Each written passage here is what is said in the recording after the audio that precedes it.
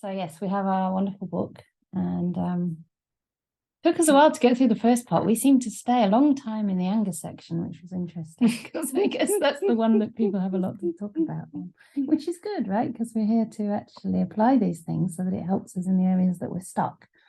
So this is not so much a lecture, hopefully not at all, but it's to bring the Buddha's words to you and to open them up a bit in a way that's practical and applicable and relevant to your lives.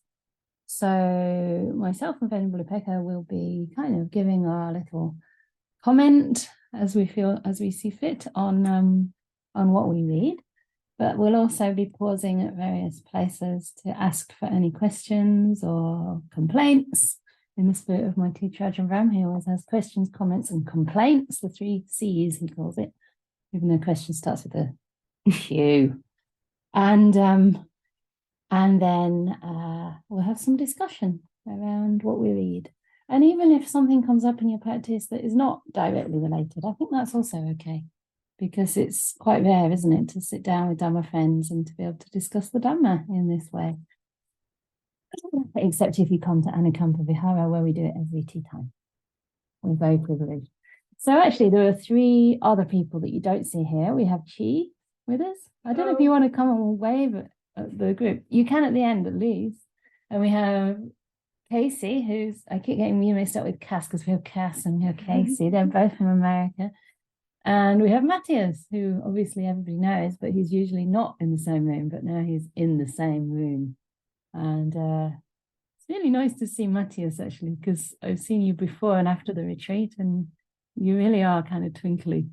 It's very nice to see the results, you know, sitting in retreat in Derbyshire with Ajahn Brahmali.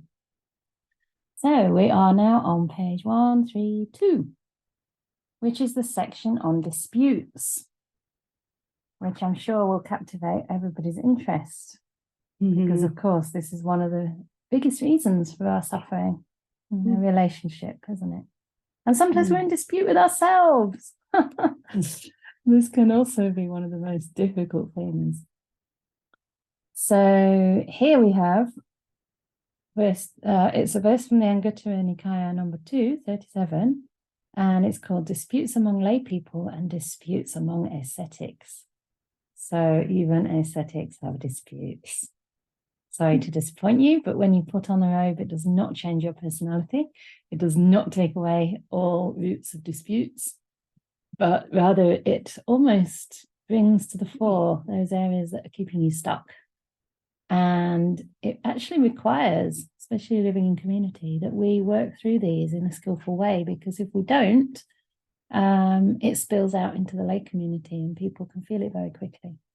So obviously human beings who are not stream winners or above still have a sense of self, and still will have that sense of self hurt from time to time by what we think other people think about us, or what we start to think about us, or what we imagine that other people might be thinking that we think about us. And it can all get very complicated.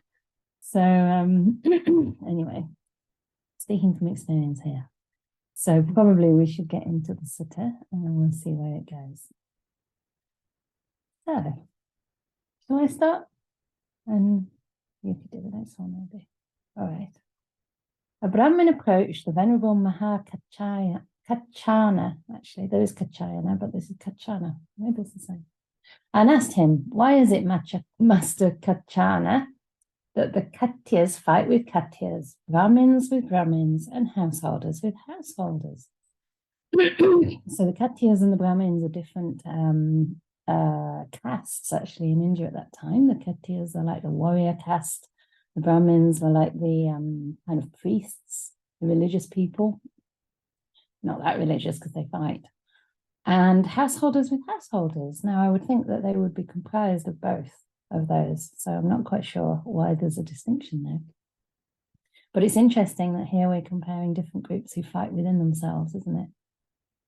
And I think one of the things that can sometimes happen is that we actually find more to kind of niggle over when people are a bit closer to us. And maybe when there's actually more in common, we notice the bits that are not in common. I think somebody in this group said one time that they're more likely to feel jealous of somebody who's the same age and sort of maybe in a similar job, or, you know, kind of wanting the same things in life. And maybe this also has to do with it, that sense of comparison and maybe jealousy. Mm-hmm. And let's see what the Buddha says. So why is it, Master Kachana, that ascetics fight? Oh, sorry. Skipped a bit. Sorry, you'll have to bear with me. I'm really tired today. All right. Back up to the second paragraph. It is Brahmin because of adherence to lust for sensual pleasures, bondage to sensual pleasures, that Katyas fight with Katyas, Brahmins with Brahmins, and householders with householders. Adherence to lust for sensual pleasures, bondage to sensual pleasures. And he continues, why is it, Master Kachana, that ascetics fight with ascetics? It is Brahmin because of adherence to lust for views, bondage to views, that ascetics fight with ascetics. That's really interesting, isn't it? So in the world, I guess, one of our main pursuits, if you're not a monastic, is pleasure through the senses, right? That is the world that you live in most of the time. And obviously you want to find pleasure, so that's why you're going to seek it. So it's this adhering to lust. I find that interesting, not just lust for sensual pleasures, but adhering to the lust. In other words, seeing that lust as a source of happiness, right? Almost being addicted to craving, addicted to wanting. Because there's some kind of pleasure, we think, in the wanting itself.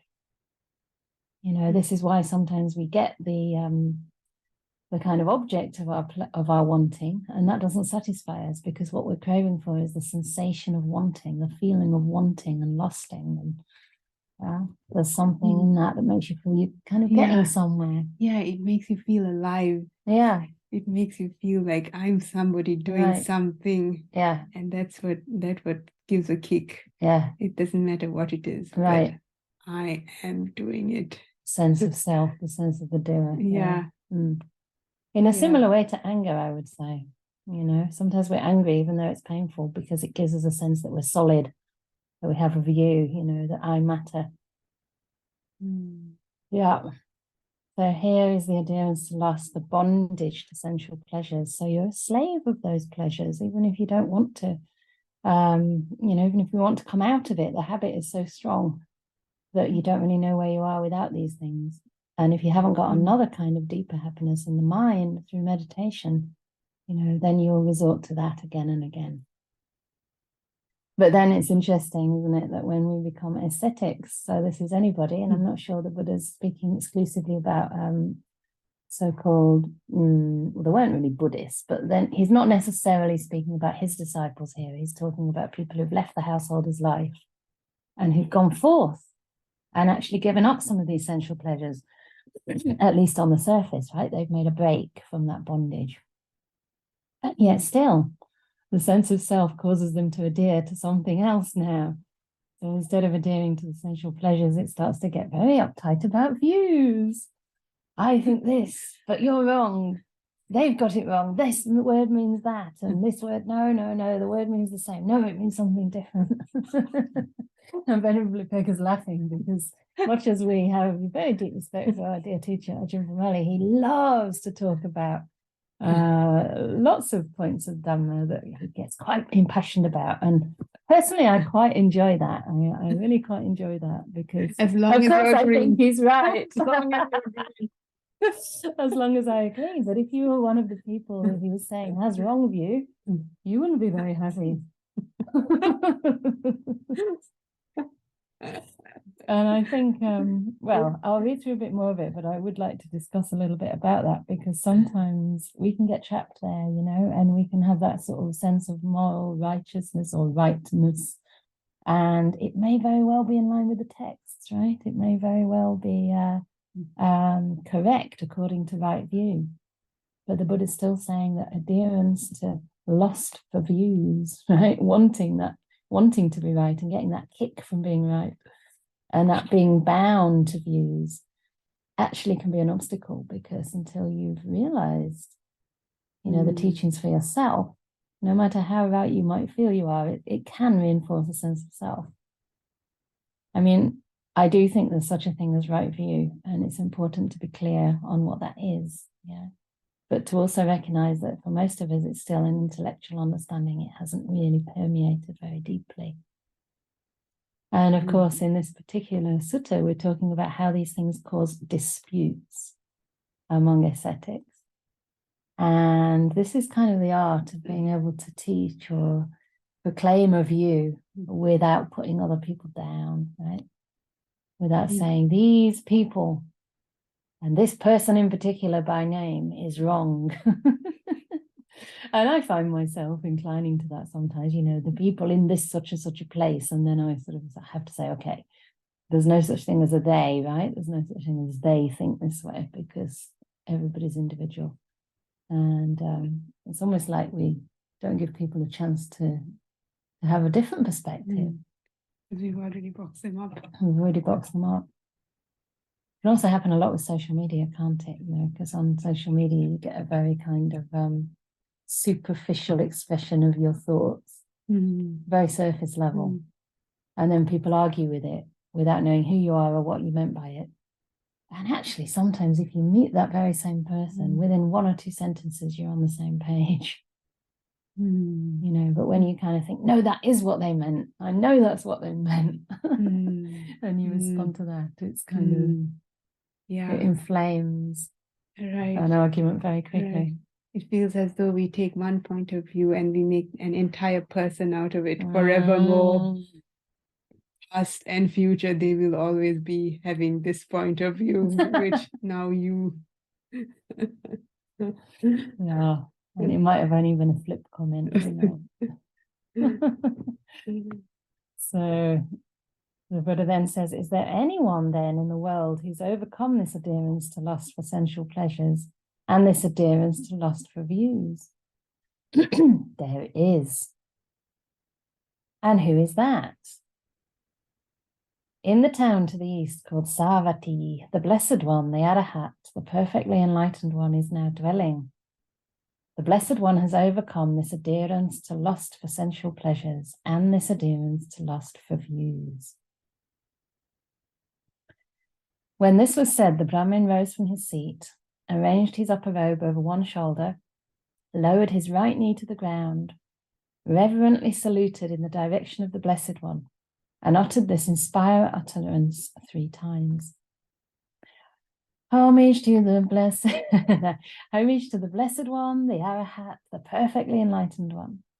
Homage to the Blessed One, the Arahat, the perfectly enlightened one. Homage to the Blessed One, the Arahant, the perfectly enlightened one.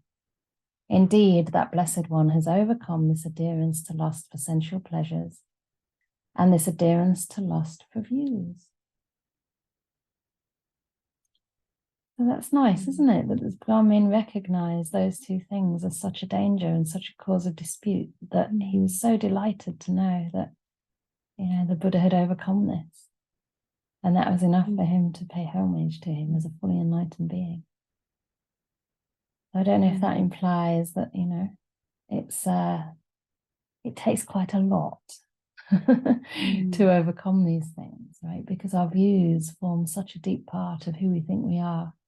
You know, and it's only really at stream winning that wrong view is overcome, and yet still, you know, we can still think in terms of a self and perceive in terms of a self, apparently, until a much later stage on the path. So there's still a possibility to have dispute. But it's interesting. I mean, out of the people I've met that I have confidence in as having, you know, attained to right view, they very rarely argue with anybody, or if they do, it's kind of for fun. You know, they know the right measure, they know the right context. Yeah. And Ajahn Brahm always says to me, you know, you don't criticize a person, you just teach, like, you don't even criticize wrong view necessarily, but you teach right view. Of course, that might mean sometimes pointing out things that are kind of off course, but never in terms of a person being wrong, right? More that the view is out of sync with the way the Buddha teaches, and then referring to the suttas, referring to the texts. And I think that really depersonalizes it, doesn't it? If we can refer to the teaching, because otherwise, I mean, how can one person be so sure? Sometimes we think people are right because they're clever, because they have a very articulate way of expressing themselves or expressing the Dhamma. We think they must know, they must be right. But actually, until it really sinks down to the level of view, like really right view, and you see through non-self, or you see through the illusion of a self, it's very likely you'll have this adherence to views, which can obviously block the path. Yeah, I was asking Ajahn Brahmali about this because I actually worry sometimes when senior monks, who I will not name, or anybody, right, people who've been practicing a long time, still seem to have views that don't seem to accord with the suttas. And I kind of wonder, like, does that kind of block them? Is that really a big problem? Because sometimes they have deep meditation. But he was saying that it will be a block, because that means that when you do get into certain deep states, especially jhanas, you may assume that this is union with God, right? This is kind of the essence of consciousness, or like original mind, or whatever it is, because you don't have that proper context, and that can be an obstacle. And I think that can be a kind of adherence to views. And the other thing that's so powerful about those states otherwise is that they do weaken our preconceived views as well, because they clear the mind from hindrances. So it's kind of both, but I don't know, it sort of shows me the importance of, on the one hand, trying to learn to align our view with the Buddha, but understanding it's a kind of working hypothesis as long as we haven't experienced that ourselves. I don't know. What do you think?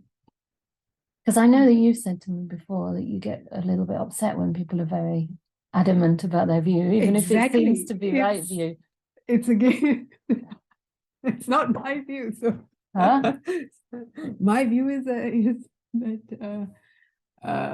we're just so attached to our way of seeing the world, and I get upset with adamancy, even though I agree with them.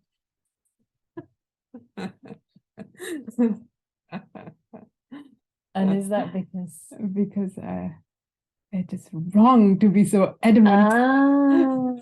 So that is a view too. Yes. So it does not agree with my way, the way I view the world. You should not be so adamant. Interesting. Many levels. Many levels. Yeah, and then I might think someone shouldn't be so flaky. Anyway, we've talked a lot about this, but would people like to ask or comment on this? Because, I mean, I find it quite interesting because, how do we kind of, like reconcile this idea of not adhering or having lust or bondage to views with actually having quite a strong understanding of right view? How do you think we can maneuver there? Okay, we'll come to Shirley, and then we have Casey in the room. Did you want me to speak first? Yes, please.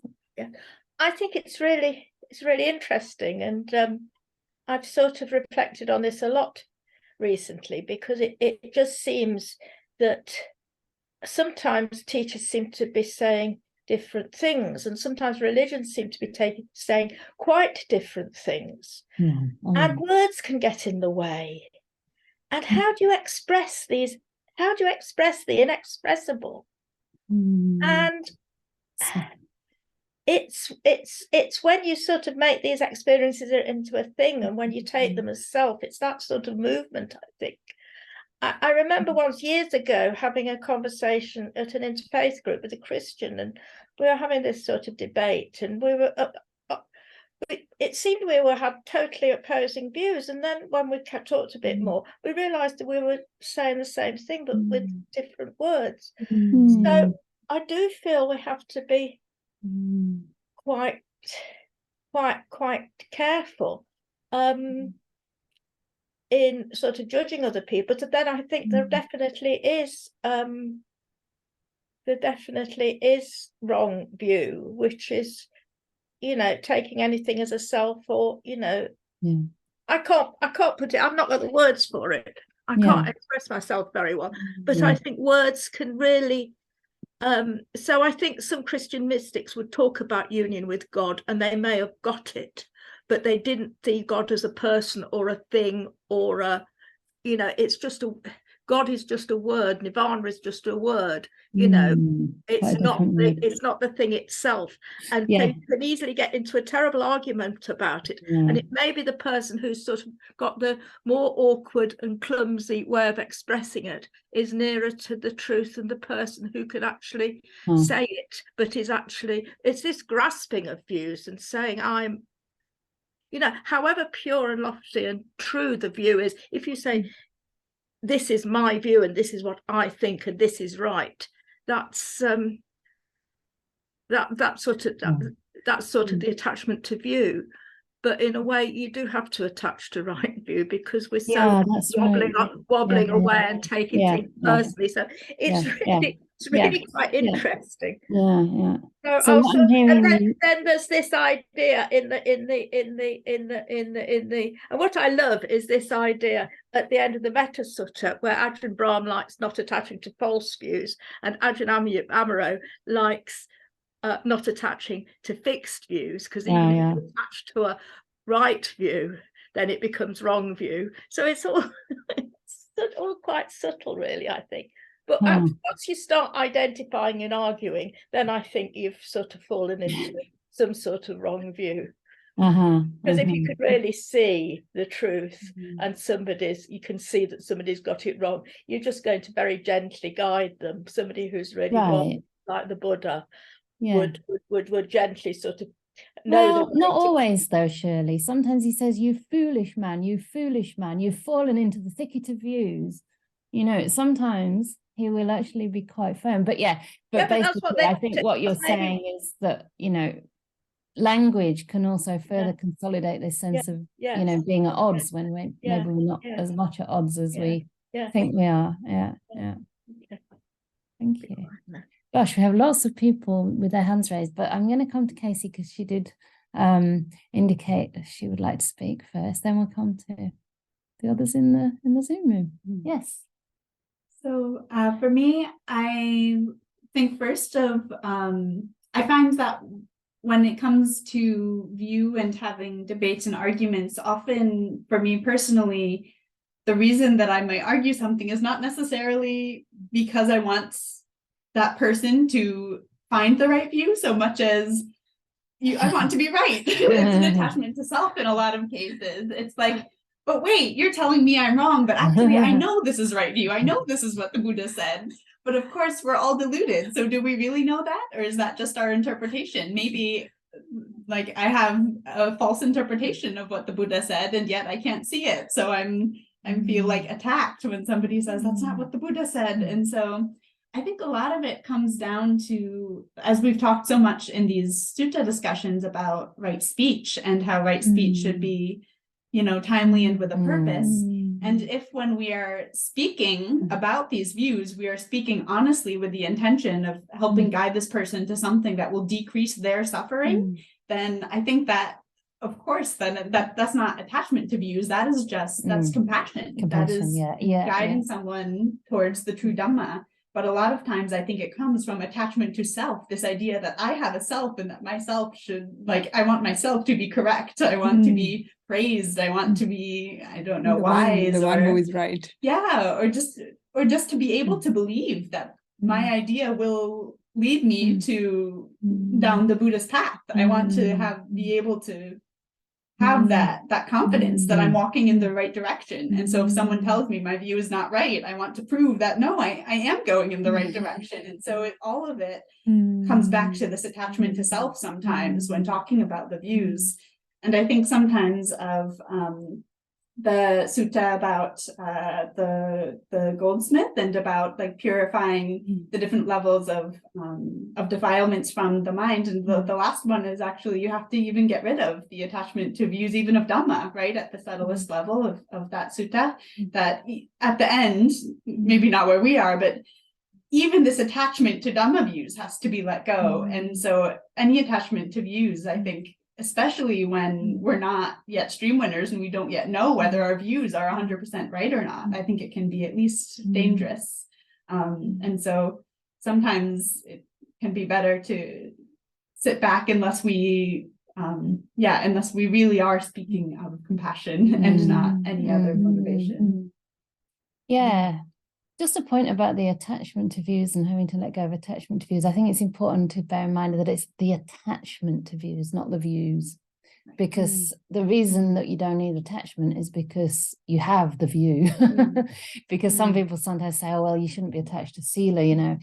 And people think that because you shouldn't be attached to sila, that means sila is not that important. But actually, you don't need to be attached when you actually have internalized virtue, right? And that's why the clinging to sila is overcommon stream winning as well, because these things have actually taken root in the heart.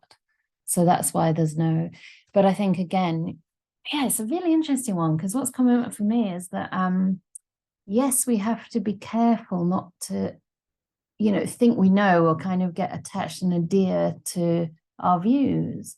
But is it any less dangerous to have a very uncertain view? Like, I kind of think it's maybe better to have right view in accordance with the Buddha, even if it's not at the level of stream winning yet.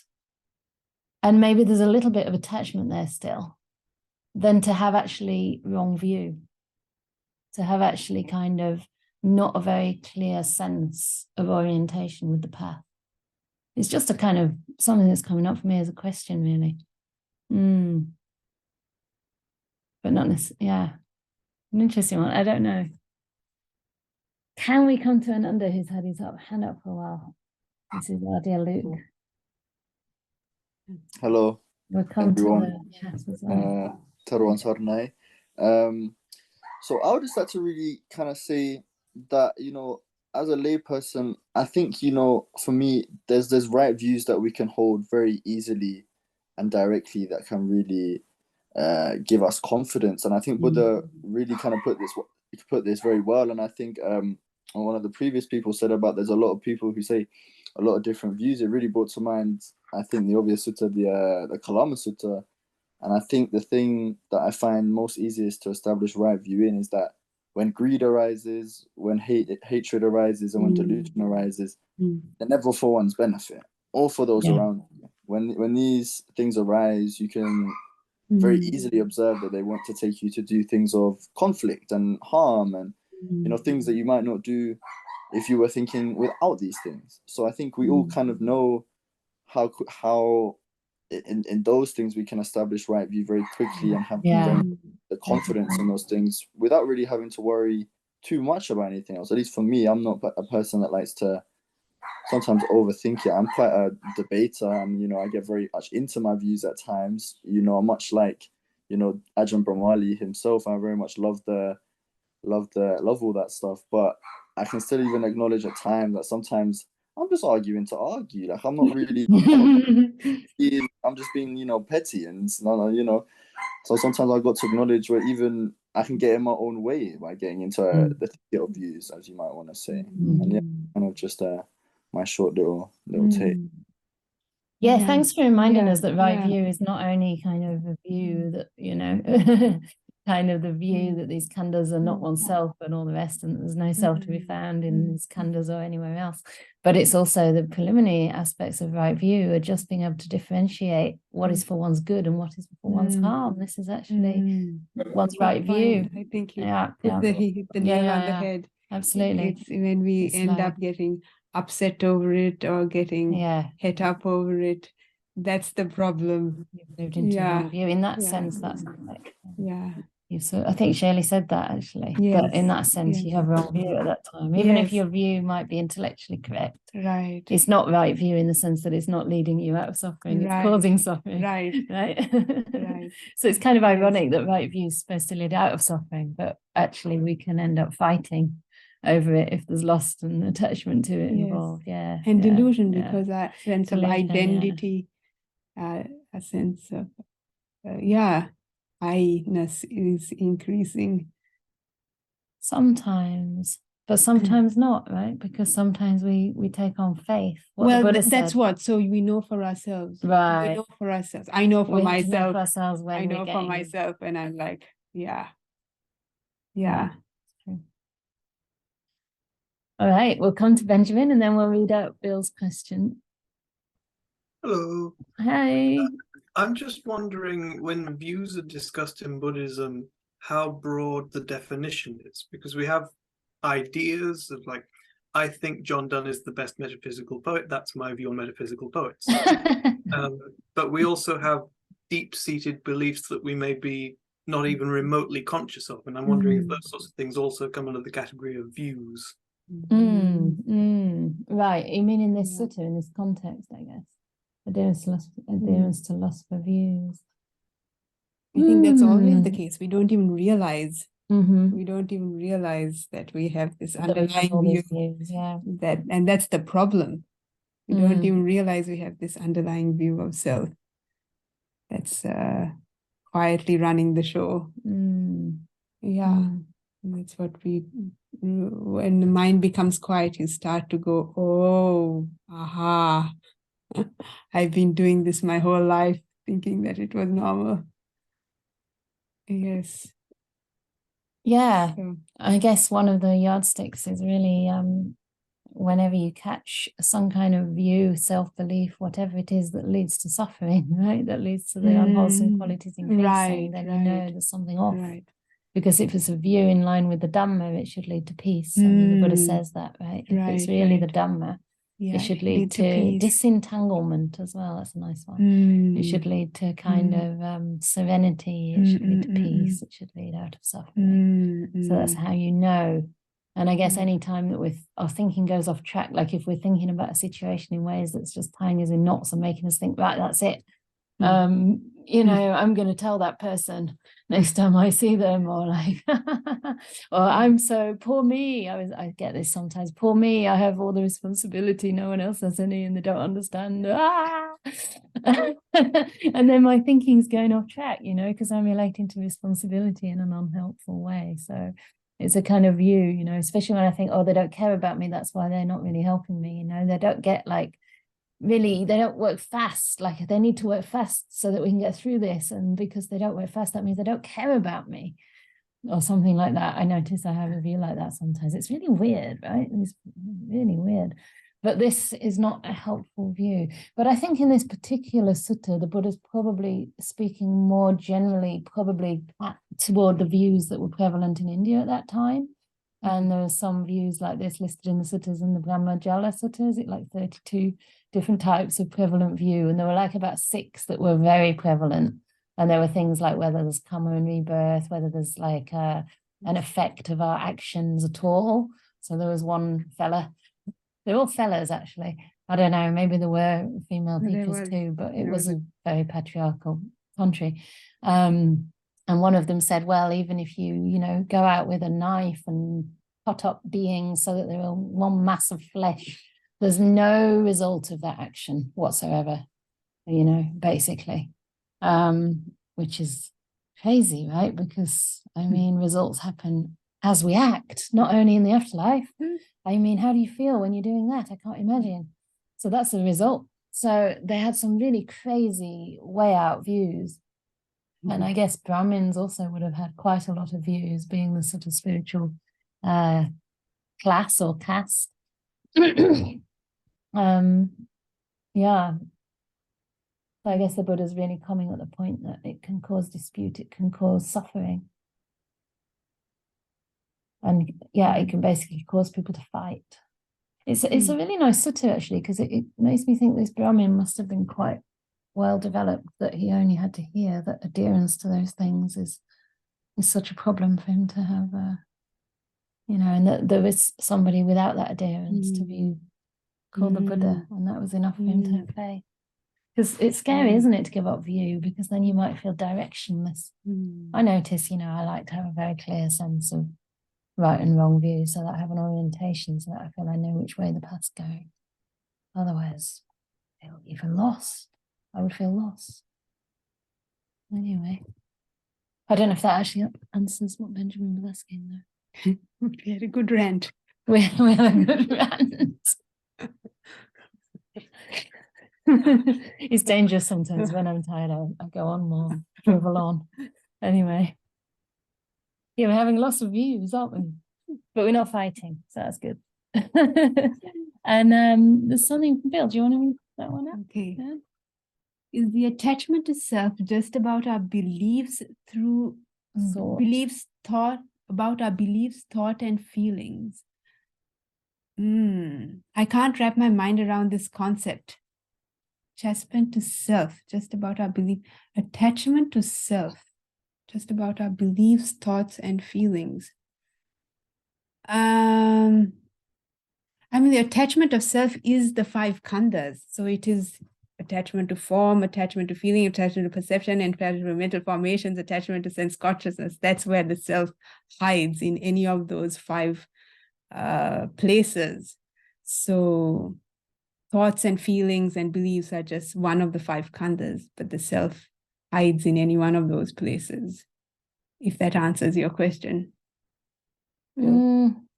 But it's not only attachment to the khandhas that's a problem, it's the khandhas themselves, isn't it? Right.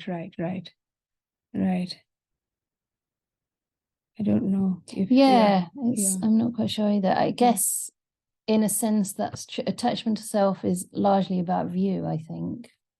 View is formed of feelings and thoughts and the way we think about things, the way we perceive things, the way we kind of cogitate and relate, I suppose. I mean, the Vipallasas are all about thinking, view, and perception, and these 3 kind of feed delusion.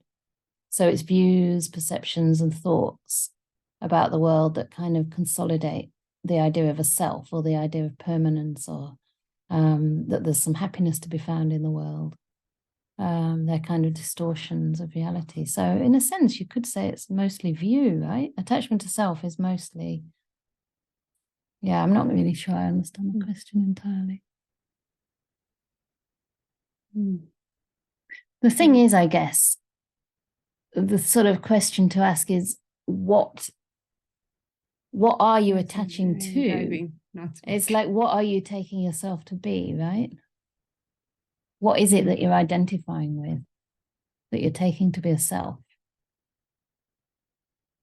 It's an inquiry, you know. I mean, some people very much take the body to be sense of self, or to be themselves. Some people very much take their kind of feelings, you know, they're very identified with the way they feel. Some people are more inclined to take their kind of views and their intellect as a self. But it's always a combination, really. We take all of that to be a sense of self, mostly. But if you look at any of them with that question, you know, do I take this to be a self? Then you'll probably find that these things are impermanent. And if it's impermanent, and also if it causes suffering, it can't really be a self. You know, our views are changing all the time too. He says, I have some understanding. I'm driving, not smoking. Very good. I'm glad you're driving, not drinking either. I think that goes taken for granted. So it's a combination of who I think I am. Yeah, it's a combination. It's like whatever we think we own is where the sense of self is, right? Anything we think we own is also what we take to be a self. So Shelley says, I think Mahakachana was an arahat, so he himself had let go of attachment to sense pleasures and views, but he pointed to the Buddha rather than saying, well, I have no attachments, because he was humble. Very nice. Yeah, that's true. He would have also overcome that. Yeah, of course. I mean, the thing is, the Buddha was the most incredible teacher, right? He was a Buddha. So, of course, you would point people to, the best teacher that there is. Yeah. Ananda, shall we come to you again? And then maybe open to... Hello again. Hello. What is your view on this? That was what I was going to say. I think like the view is simply to say like I am.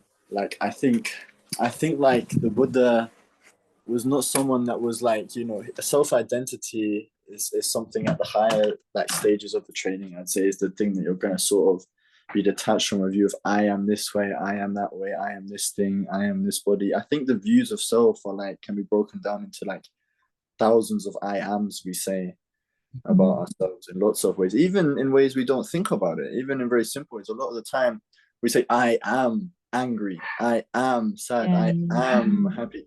These emotions, I would say confidently for myself, I actually don't think are self, but just experiences. They're feelings. You can look at them. And one nun I really like often used to say, you know, your mind tells you these things, but I mean, who said you have to listen to them, right? Like, who said they are you, and you know, you didn't tell them to come up in your mind, they just come. So you haven't got to say, oh, this is me, I must take this is what I am. You can just acknowledge that, okay, there is this feeling, there is anger, there is happiness, there is sadness, and you know, just let it rise and cease. And I think that's the easiest view for me to come to in regards to that. I can't say I've had much view on anything more than that, but yeah. I mean, these are all good ways of practice, right? To sort of see, oh, anger is arising, and notice how anger feels rather than I am identifying it. You know, saying I am angry and identifying with it. But the thing is, even by changing the language, it doesn't do it. It doesn't go deep enough, right? Because you kind of know what you're attached to when it's threatened, when somebody threatens to take it away. So, you know, we can think that we're not attached to the body, right? We know it's not me. I mean, it's pretty obvious. It changes all the time. I showed Ajahn Brahmali a photograph of me when I was in India, and he said, is that you? And I'm like, well, no, it's not. And I mean, I have kind of figured that, right? I mean, this is just something that morphed from that. But still, if somebody comes and says, okay, you know, give me your, I don't know, your vihara, otherwise I'll kill you or something. I don't know how I'd feel about that. Would I be ready to just say, okay, fine? You know, how would we actually be when that thing that we hold dear is threatened? That's where we can see there's a sense of self in there. Usually happens when we have a little bit of an ache or a pain or right.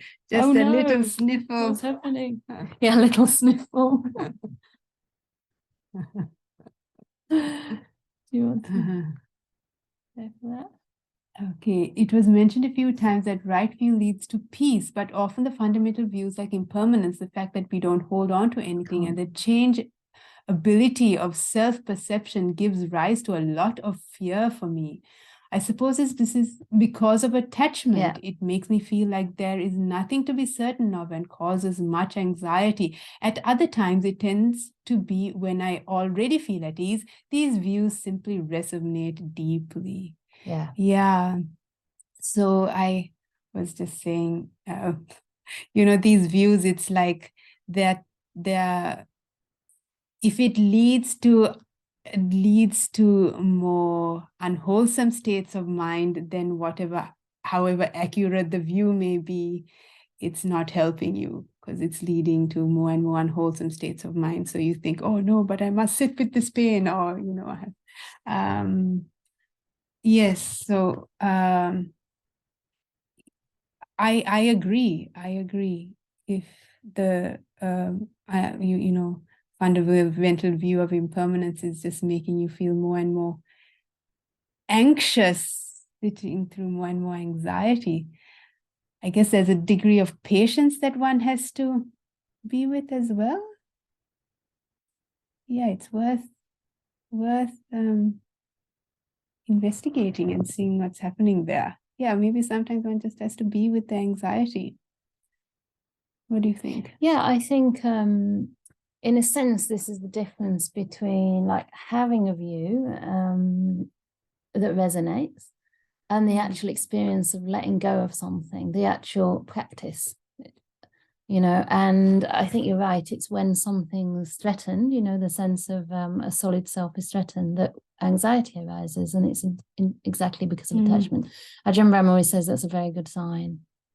So, because unless you actually meet that place where you're starting to see that something's impermanent, anxiety is not going to arise, you know, because the views aren't really supposed to be easy. Something leads to peace doesn't mean you're going to have peace immediately. It means you're going to have peace when you finally understand that there is no self, right? Eventually it leads to peace, but the process is going to be challenging to the sense of self. If the sense of self wasn't being challenged, then you'd be actually kind of deluding yourself that you weren't attached to these things. So we are attached to these things. We can think we know what impermanence is, what non-self is, but most of us don't. You know, we know it to a certain point, and beyond that, the sense of self won't let us go any deeper. That's why fear comes up in meditation. You know, it's classic that it comes up all the way into, you know, to the kind of doorstep of jhana. That's where a lot of fear can come up. And the Buddha talks about that, how it happened to him as well, you know.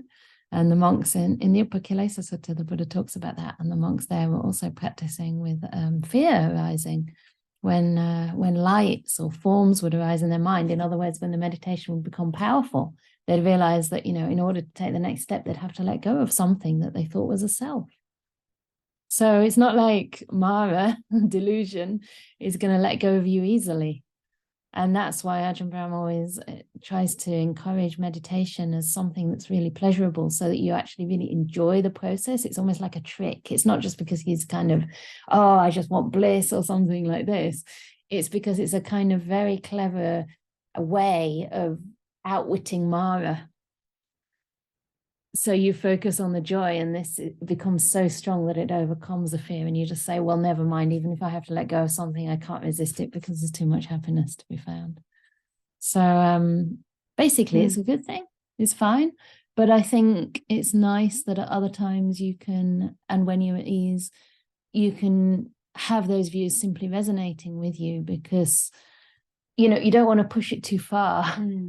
Too fast, too soon kind of thing. It's nice to also have that time in your daily life to reflect and to read and to take it in when you're in the right frame of mind, and just go gently in your practice, I would say. Yeah. Can't hold on to anything. Yeah, I mean, I had a lot of fear in the beginning of my practice. Maybe not a lot, but I remember when I was practicing, it was a different kind of method, I suppose. Basically, we were focusing on the changeability of feelings mostly, right? Sensations, and it'd get to the point where the whole body would just dissolve very fast. I mean, you'd get to the point where you couldn't feel it as solid anymore, and it would just be kind of falling away like sandbanks. And this is a common experience in that practice, in that kind of practice, because you're really focusing on the change, and the mindfulness gets incredibly sharp and perceptive, that you feel like nothing is solid. Everything's just disappearing almost as soon as it arises, even faster than it arises at some point. And yeah, sometimes I realize, wow, everything I thought was mine, everything that I loved, was actually just nothing but a kind of mirage, nothing but kind of things falling, like sand falling through my fingers, you know. And I remember going to Goenkaji, this was in like 1998 or something, and I said, oh, when that happens, I feel this way. And he said, yeah, you know, it's just a stage in the practice. And that was kind of enough for me, you know. I mean, of course, there's other stages I've yet to go through to sort of overcome the fear, or even to get the fear coming up. But I think it's just natural. And the thing is, after that, when it's integrated, you do feel more reconciled to the nature of things. Yeah, and that brings peace, because you don't try to hold on so much. You just enjoy things without holding on.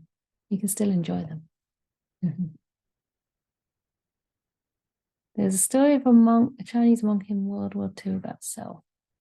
Am I the awareness watching this program right now? No, you're not.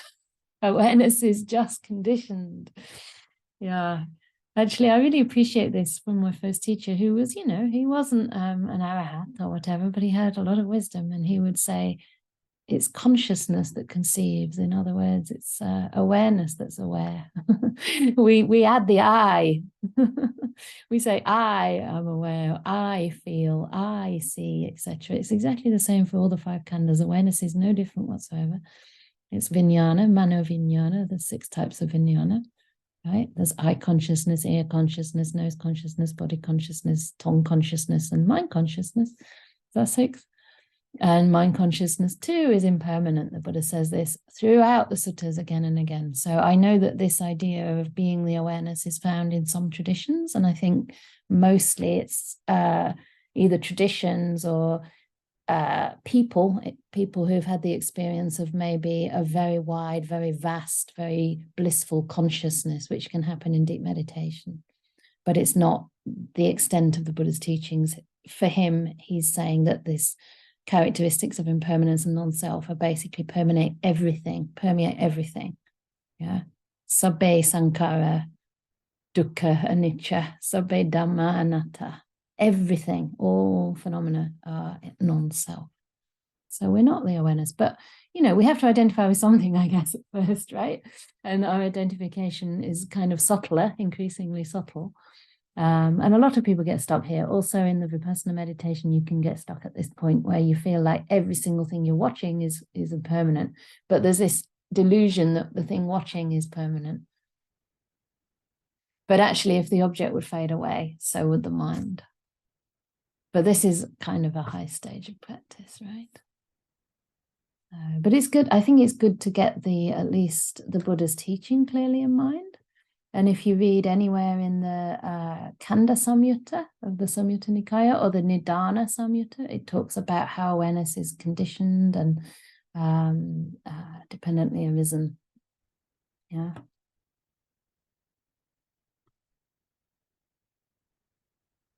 Sitting with anxiety is tough.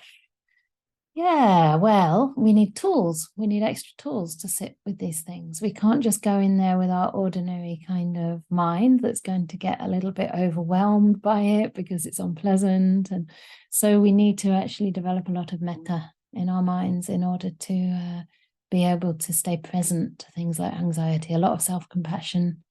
Yeah, gentleness, not just like, right, I'm going to be here with anxiety no matter what, I'm not going to move, I'm just going to sit here and no matter how bad it is, because your mind is just going to contract and get tense and tight.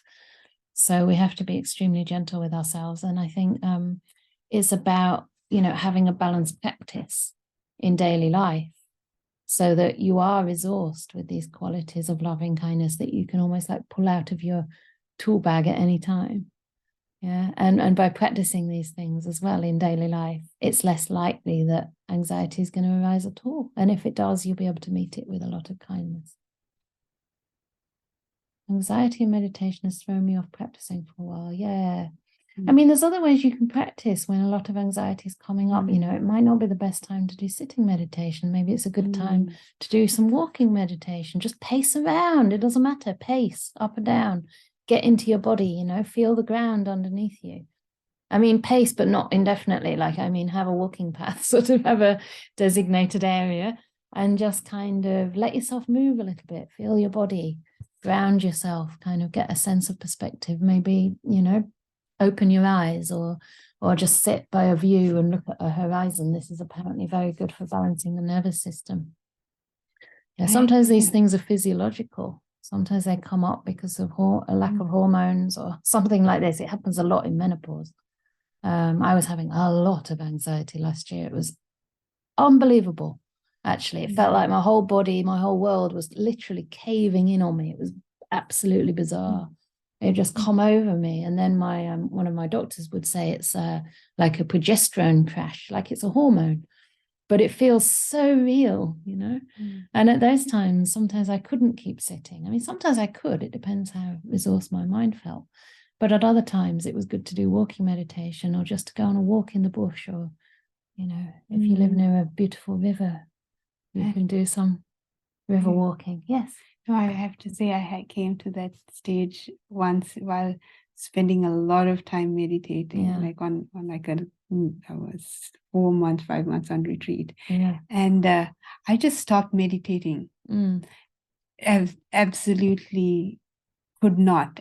And just left it as just couldn't for a couple of years, actually. Oh, really? A couple of years. I was just too much. The mind had gone to a very weird place. So I just left it aside for. Well, I just didn't plan to get back in. And one day I just woke up again. Yeah, it was no strategy there. Interesting. But, yeah. I mean, that can maybe happen sometimes. I'm guessing it was like a 4 or 5 months kind of intensive intense, retreat. and I was being really over the top. Yeah, pushing yourself. Yes, And sometimes the yeah. methods themselves push you too hard. And I think, you know, for some people it might work, and especially if you have a lot of, I don't know, if you've been practicing a long time beforehand, but even then it's these things, I don't know. Yeah, you know, I had actually been on a 9-month retreat. Yeah, And then after that I thought, now I can really do it.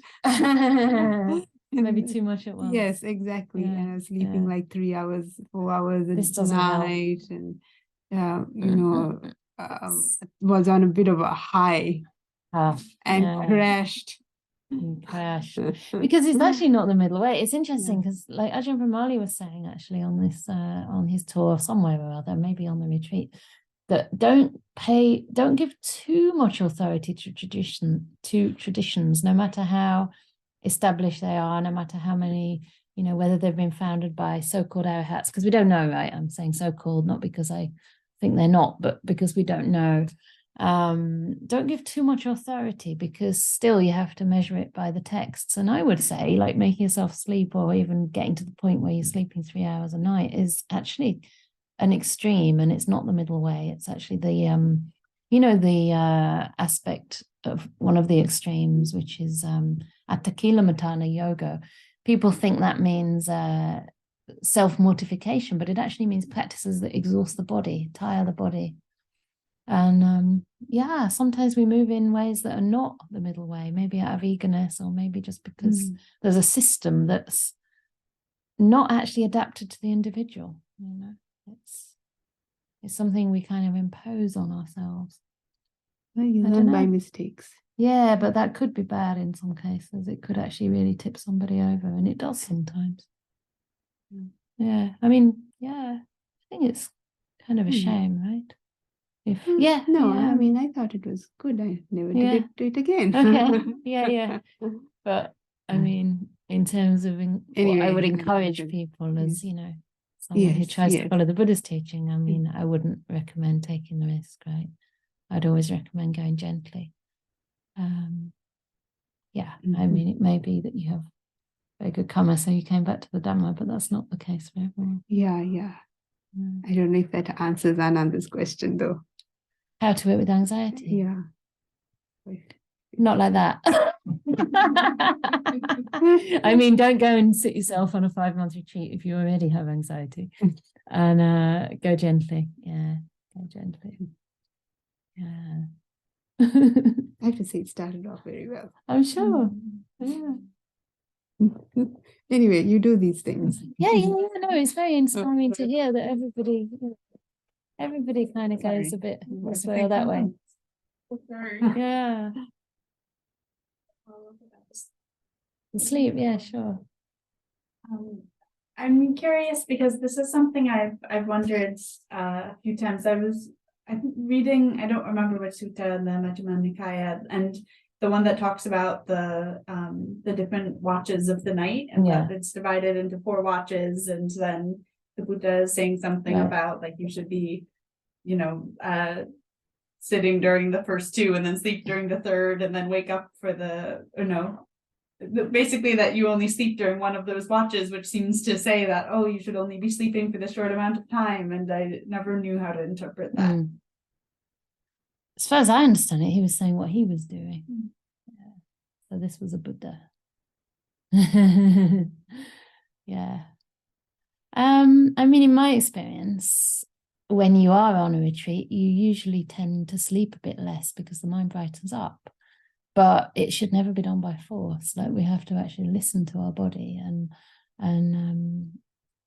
just allow the process to happen naturally. Like, sometimes we're not well, right? And we need to sleep more. It doesn't mean that that you can't progress, or it doesn't mean even people who are enlightened, they have to sleep, you know. So I don't think it's necessarily something to aim for or be seen as a measure of progress.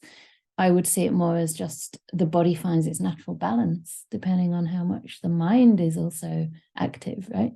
I mean, I remember one retreat in Perth where the mind was really, really quiet for quite a few weeks, and there was lots of energy and bliss in the mind. And then as soon as the a couple of thoughts started to come up again, even though they weren't like intense thoughts. I needed a whole extra hour's sleep, which was fascinating, you know, that it could actually, the mind could be that sensitive that it would notice the effect of thoughts. So I think, you know, whatever sleep you need, I mean, obviously make sure you're not indulging, but also be careful not to veer on the side of sleep deprivation, because everything goes wrong when we do. I mean, the body, the nervous system, the kind of stress levels and everything increase, and you're much more likely to feel kind of anxiety or even for traumas to be triggered or whatever if we're really unrested. So yeah, I would say it's about that middle way again, not indulging, but also not kind of depriving oneself of sleep. Yeah. What would you say? No, that's hard to find. Yeah. Hard to find.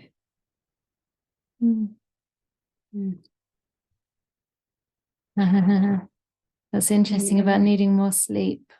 I tend to think a lot and need a lot of sleep. Yeah, it's interesting, isn't it? I really enjoy going to Australia. Well, I still sleep quite a lot because I'm getting old as well. But but it's nice not to need as much, you know. And there's other times when you think so much and you're so busy that you actually can't sleep, right? Because the nervous system gets kind of a bit overwrought. And that also takes its toll. And then we start to age prematurely. Anyway. So it's now 10 to, and I don't think it's probably going to work to start anything else. No. So we'll just have 5 more minutes to talk about this, and let's see if there's anything we can kind of summarize or any other things to be said. Yeah, if no one else has a question, we talked a lot about the view part, but I also think it's interesting the first part about why householders that he focuses on the craving and the sensual lust, because I think a lot of times we feel like the fighting has to come from the ill will, but in fact a lot of that ill will, the root cause of the ill will is that sensual lust, that like the envy, that person has something and I want it, and so I thought that was an interesting way to bring it back to the craving and not necessarily just ill will. Yeah, absolutely. Yeah. I mean, if you look at the problems in the world, it's often less, I think wars are fought less through ill will, because after all, people don't really know those individuals to have ill will towards them. You know, kind of people that are just totally innocent get killed. But it's more to do with power and greed, you know, and kind of particularly lust for power, actually. And resources, right? So, I mean, there are many suttas where the Buddha actually says that a lot of these, you know, wars and kind of the devastation that we see is caused by greed. And also, if you look at things like the climate catastrophe, it's because of greed, isn't it? It's not because of ill will. It's not like I want more in you know, we want more in our country because we hate the people over in those poor countries. It's not that. It's actually, you know, just being insatiable, basically. Right, yeah. The next one's about conflict due to sensual pleasures, coming in the next episode. So, yeah. Sure, please. Just thinking about one sutta, I think it's the Satipatthana Sutta, and it, you know, refers to contemplating both internally and externally. I've been curious about what externally means, and I wonder if you can. Ajatta Bahita, yeah. It means just as it is in me. Did everybody hear the question? Can we just check? Yeah, okay. It means just as it is in me, so it is in others. So I see in myself sensations arising and passing away, or, you know, that there are whatever it is you're contemplating. So it is in others just as it is in myself. So I kind of, So this is also just part of contemplating, considering what other people's views are. This is. You could say, just like I get upset over views, other people also get upset over views. Yes. But in that context, in the Satipatthana, it's more about the body and the feelings. Yeah. And The four Satipatthanas. But the but it is mind. also considering it for other people outside of yourself as well. yes. Yeah, it does actually. I mean, that is very interesting. It's more to kind of realize that all beings essentially suffer in the same ways, right? So just as my body is impermanent and subject to suffering, subject to decay, so are other people's bodies. So it's always to have that perspective, you know, that we're just part of the same laws of nature as everybody else. And I think it should give rise to compassion. That's kind of the idea, that it gives rise to compassion, and also, again, a lessening of the sense of self, because we always think we're somehow different, right? We want to be different. And it's kind of to break those barriers and just to understand the universality of suffering, that no matter who you are, no matter how clever you are or how strong you are or whatever, you still are going to experience, you know, all these things just like everybody else. So it's kind of a great equalizer in a sense. Yeah. Nice. I feel like it's all about self-introspection. Yeah. Get really insular, but it's nice to to kind of see the universality of of our humanity. We are all the same. Yeah, however rich or poor or privileged or not, or we're still going to suffer. Yeah, and I guess it's also so that we learn, because I think self-view can apply to ourselves. Obviously, most of the time that's where the problems are, but we also self other people, right? We also see other people as these fixed entities, and we kind of create them in our minds. You know, we create ourselves as being a certain way, and then we create everybody else as well. And then when we see that actually they're also just conditioned processes, kind of, and what they experience is largely out of their control, you know, then it can really help us to stop fixing other people in ways that cause us suffering. Yeah. So we're going to wind up. It's almost, we're almost done. There's a funny story of young Ajahn Amaro and the time he overslept. So you can tell us that next time, maybe, Ananda. And Shirley had a very funny slip of misspelling, because what is actually a temple. So she said in Watts, people are manipulated to hate the other by the powerful who want even more power, but she meant wars, not Watts. So I'm glad, because I was worried there. But actually, unfortunately, it can happen in Watts as well. And there are a very minority of places, even in some Buddhist countries, that have become a little bit like radicalization centers. So yes, it can happen everywhere, actually.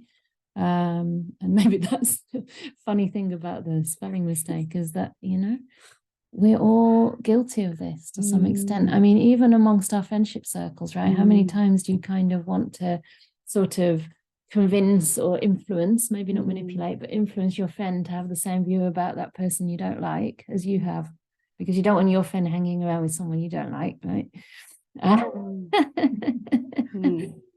So we do this even in our own lives. Yeah. Okay. So hopefully that little sutta will help us to live more in harmony with others and hold our views in ways that can be helpful for us and not irritating and a cause of conflict between ourselves and others. And I think one of the beautiful things about the Buddha's teaching and the way he taught was that he didn't tend to kind of enforce himself or his views on others. Most of the suttas, if you read them, are actually people coming to ask him questions. He usually doesn't go out and try to kind of force anything down people's throats. He waits until he's approached and he figures out whether somebody's sincere or not. And to the extent that they are, he'll teach the Dhamma.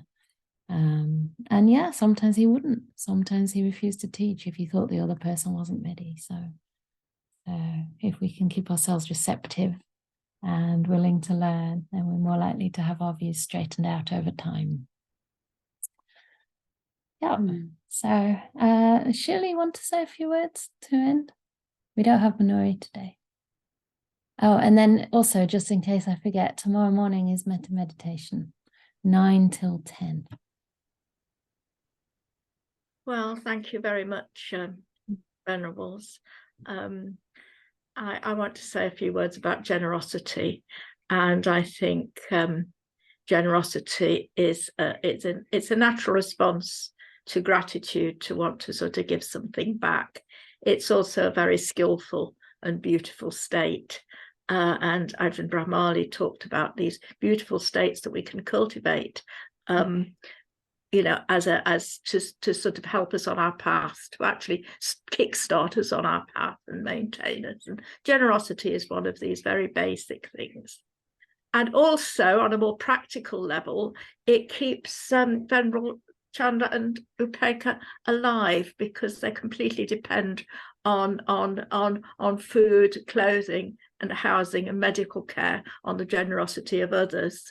So please, this is just an invitation to give what you can to support, and also not only just the physical needs of the venerable ones, but also to provide a suitable premises. There's a small premises now, but a larger premises where women can ordain to be fully ordained bhikkhunis, so which is very sort of limited in this world, particularly in the UK. So to do that, I did another little error with the chat, and I have put further up. I've put the email and the website, so you can donate by money by going to the website, and you can also contact the Team Anukampa about other ways to help, like a weekly shop, or offering the so go to the website and you can find out details of how to help, or anything more specific, or offering practical help or skills, you can email Team Anukampa. So that's not quite as coherent as Minori, but no comparison. It's incomparable, Shirley. So, and beautifully said. Okay, so thank you again, and yes, if you can, yes, generosity is a beautiful thing, and it's how the lay people and the monastic sangha support each other by us offering sort of material requisites, and the sangha offering their wisdom and inspiration and example. Yeah, thank you very much. And you also offer your wisdom and example, I have to say, by just expressing the Dhamma and taking interest in the Dhamma and practicing the Dhamma, and being part of this lovely online group. So that's great, and I hope that tomorrow some of you will join for the metta meditation. And what else is happening? We have a one-day retreat in Cambridge in June. So far, very small. We only have a few people, but that's okay. Small is beautiful. But if anybody else would like to come, then that's on the 17th of June. And of course, Ajahn Brahm's tour in November is registering right now. So there's a couple of mini retreats there and lots of talks as well. And soon we'll be sharing all the videos, all the teachings from Ajahn Brahmali's tour with you as well. So hope to see you somewhere soon. We can unmute you now and wave goodbye.